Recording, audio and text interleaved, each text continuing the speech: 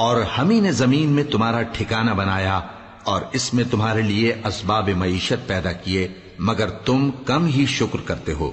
اور ہم ہی نے تم کو ابتدا میں مٹی سے پیدا کیا، پھر تمہاری شکل و صورت بنائی، پھر فرشتوں کو حکم دیا کہ آدم کے آگے سجدہ کرو، تو سب نے سجدہ کیا لیکن ابلیس کہ وہ سجدہ کرنے والوں میں شامل نہ ہوا۔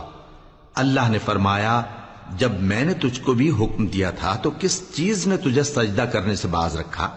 اس نے کہا کہ میں اس سے افضل ہوں، مجھے تو نے آگ سے پیدا کیا ہے اور اسے مٹی سے بنایا ہے۔ فرمایا، تو بہشت سے اتر جا، تجھے شایع نہیں کہ یہاں تکبر کرے، پس نکل جا کہ تو ذلیل لوگوں میں سے ہے۔ اس نے کہا کہ مجھے اس دن تک مہلت عطا فرما جس دن لوگ قبروں سے اٹھائے جائیں گے۔ فرمایا، اچھا، تجھ کو مہلت دی جاتی ہے۔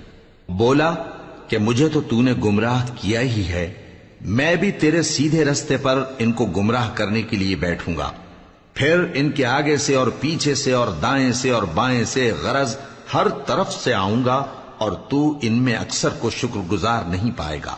اللہ نے فرمایا، نکل جا یہاں سے پاجی مردود، جو لوگ ان میں سے تیری پیروی کریں گے میں ان کو اور تجھ کو جہنم میں ڈال کر تم سب سے جہنم کو بھر دوں گا۔